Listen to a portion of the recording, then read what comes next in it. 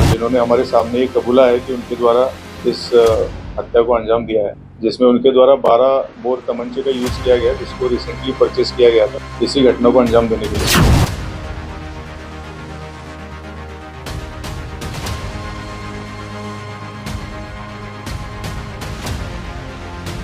जो विधि विवादित किशोर है, उन्होंने ये कबूला है, इसमें से एक किशोर ने ये कबूला है कि उसका अनैतिक संबंध उस महिला से थे जो मृतक है उसकी पत्नी से।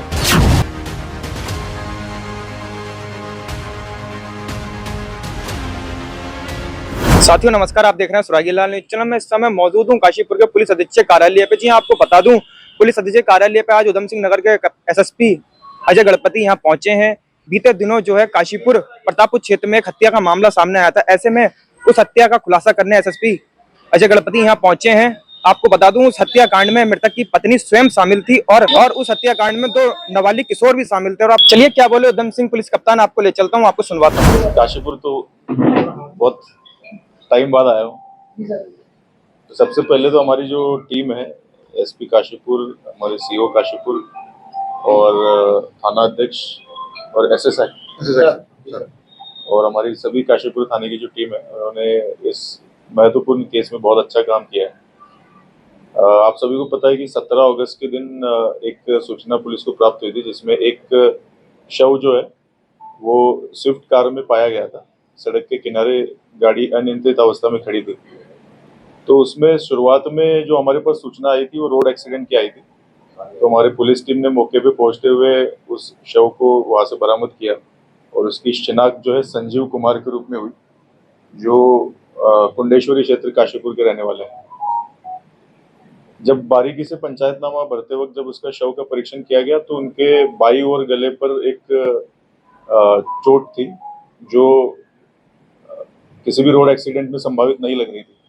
तो शक के आधार पर हमारे थाने की टीम ने पैनल से पोस्टमार्टम कराए जाने की संस्तुति की। उस आधार पर पैनल से पोस्टमार्टम कराया गया, जिसमें वो गन शॉट इंजरी पाई गई। संदिग्धता के आधार पे 2 विधि विवादित किशोरों को कल रात को करीब 12:30 बजे हमने गिरफ्तार किया है और जिन्होंने हमारे सामने ये कबूला है कि उनके द्वारा इस हत्या को अंजाम दिया है, जिसमें उनके द्वारा 12 बोर तमंचे का यूज किया गया, जिसको रिसेंटली परचेज किया गया था इसी घटना को अंजाम देने के लिए। और 16 तारीख से उसमें से एक विधि विवादित किशोर का जन्मदिन था, तो उसको मनाने के लिए रामनगर की तरफ गए हुए थे और उनका प्लान रामनगर की तरफ ही घटना को अंजाम देने का था, लेकिन किसी कारणवश वो नहीं दे पाए, तो इसको फिर काशीपुर क्षेत्रांतर्गत अंजाम दिया गया। और उसके बाद आज दोपहर में करीब 1:45 बजे जो मृतक की पत्नी है, जो इस मुकदमे की वादी है, उसकी गिरफ्तारी भी सुनिश्चित की गई, क्योंकि जो विधि विवादित किशोर है उन्होंने ये कबूला है, उसमें से एक किशोर ने ये कबूला है कि उसका अनैतिक संबंध उस महिला से थे जो मृतक है उसकी पत्नी से, और काफ़ी लंबे समय से उनमें ये संबंध चले आ रहे थे, क्योंकि ये जो दोनों विधि विवादित किशोर जो है वो मृतक के जो बिजनेस है, जो दुकान है, उसमें काम करते थे और इसी वजह से एक किशोर का उनके घर में आना जाना लगातार था और उनके सब बीच में संबंध बने। घटना को अंजाम देने के बाद उसी किशोर ने उस महिला को कांटेक्ट करते हुए काम हो जाने के बारे में भी सूचना दी है।